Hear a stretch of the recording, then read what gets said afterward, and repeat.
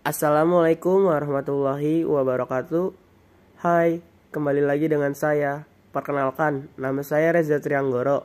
NIM saya 2120 1244070. Saya berasal dari kelas PBSID. Tujuan video ini diguna untuk memenuhi tugas akhir dari mata kuliah berbicara retorik. Selamat menonton. Assalamualaikum warahmatullahi wabarakatuh. Waalaikumsalam warahmatullahi wabarakatuh. Selamat pagi adik-adik. Pagi Kak. Apa kabar adik-adik pagi hari ini? Baik Kak. Sendiri gimana? Alhamdulillah kakak sendiri baik kabarnya. Gimana nih pagi yang cerah ini udah makan apa belum adik-adik? Wah pantesan lemas sekali. Kakak ngajak tepuk semangat dulu yuk biar pada semangat. Ikutin kakak ya adik-adik. Tepuk semangat. Semangat. Semangat. Oh ya adik-adik, sebelum lanjut ke cerita dongeng kakak ingin main tebak-tebakan terlebih dahulu nih. Ikutin kakak ya. Ayo adik-adik, pegang telinga. Wah, itu salah tuh dia tuh. Wah, yang salah kan hubungannya adik-adik ya. Selanjutnya nih, pegang dagu. Wah, di dagu kok pegang hidung gitu. Ini pada salah lah semuanya. Dagu ini belum. Oh iya adik-adik, di sini ada yang tahu nggak nih adik-adik binatang harimau itu seperti apa? Kalau ada yang tahu coba tunjuk tangan. Kalau nggak ada yang tahu nanti kakak jelasin. Ada yang tahu nggak nih? Nggak ada yang tahu. Ya udah kakak jelasin ya. Binatang harimau ini merupakan binatang berkaki 4. Kemudian dia mempunyai tubuh berwarna coklat serta ketem-keteman. Binatang harimau ini memiliki taring yang sangat ganas untuk mencengkram hewan-hewan lainnya. Binatang harimau ini hidupnya di tengah hutan karena dia dilindungi dan dia disebutnya hewan karnivora karena pemakan daging. Kemudian ada yang tahu nggak nih hewan kancil itu seperti apa? Kan judulnya ini kan ya harimau yang licik dan kancil yang cerdik. Ada yang tahu di sini hewan kancil itu seperti apa? Enggak tahu Kak. Hewan kancil ini merupakan hewan yang cerdik. Dia sering mengandalkan hewan lainnya. Makanya dia disebut hewan yang cerdik. Pada zaman dahulu, hiduplah 2 ekor binatang dan 1 pengembara kayu hutan bakar.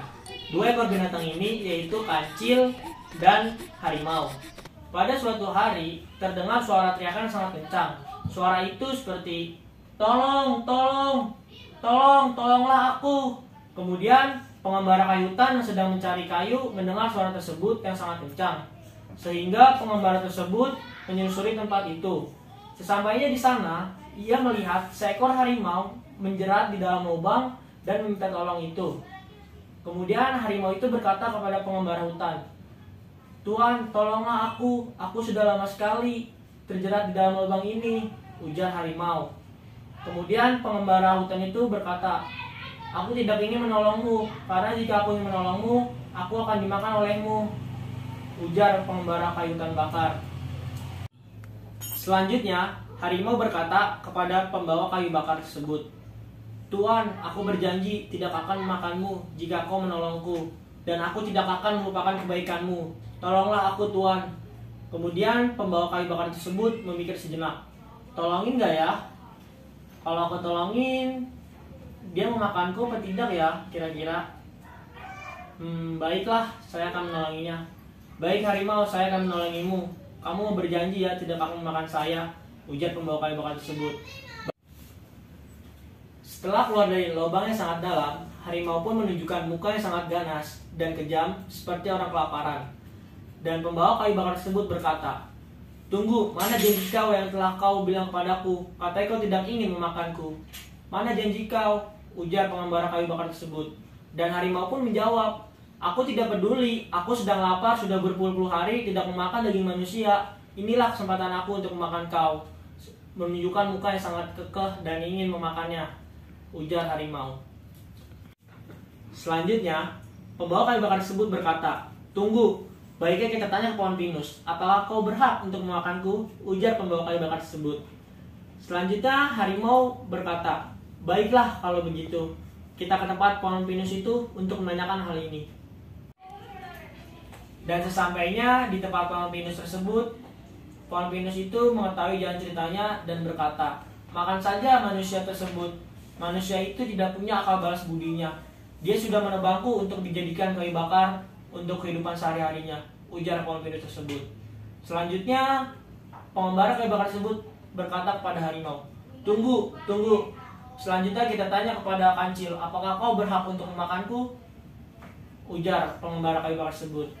Dan harimau pun berkata, "Baiklah kalau itu kemauan kau, akan aku ikuti." Sesampainya di tempat kancil, kemudian pembawa kayu bakar tersebut bercerita sesungguhnya. Dan kancil menyarankan, alangkah baiknya kita ke tempat harimau yang terjerat di dalam lubang itu, agar saya bisa menentukan siapa yang berhak memakan, apakah harimau memakan manusia atau manusia yang bisa lepas dari harimau, ujar si kancil. Dan sesampainya di lubang tempat harimau terjerat, muncullah ide cemerlang di dalam pikiran kancil. Kancil pun berkata kepada harimau, "Harimau, baiknya kau terjun kembali ke dalam itu, supaya saya bisa berperilaku adil dan berpendapat adil siapa yang berhak atas semua ini." Selanjutnya setelah itu harimau menuruti kemauan kancil. Dia berkata kepada kancil, "Baiklah kancil, saya akan turuti." Setelah dia menjeblos kembali ke dalam lubang tersebut, kancil pun menutup kembali lubang itu dan harimau pun terjerat di dalam lubang itu seperti sedia kalanya. Dan kancil pun berkata kepada pengembara, "Baiklah, kita pergi dari tempat ini." Pengembara pun menjawab, "Apa maksudmu seperti ini, kancil?" Kancil pun menjawab kembali, "Inilah arti dari hewan yang tidak tahu arti balas budi yang sesungguhnya. Sudah ditolongi, tetapi malah melukai," ujar sang kancil kepada pengembara. Oh iya adik-adik, yang terakhir ini ada pesan moral nih yang terkandung di dalamnya. Ada yang tahu nggak nih pesan moral yang terkandung di dalam cerita harimau dan kancil ini adik-adik? Nggak tahu. Kalau tidak tahu, kakak kasih tahu ya.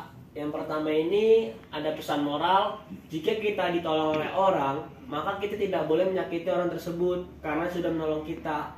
Yang kedua, jika kita menolong orang, maka kita tidak boleh mengharapkan imbalan dari orang yang sudah kita tolong.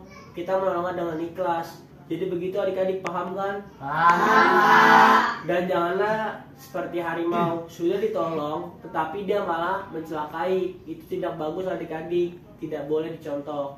Paham adik-adik? Paham. Jadi itu semua cerita yang sudah kakak sampaikan kepada adik-adik semua. Kurang lebih mohon maaf. Wassalamualaikum warahmatullahi wabarakatuh. Waalaikumsalam warahmatullahi wabarakatuh. Oh iya, semuanya kita ke kamera dulu dong. Dadah.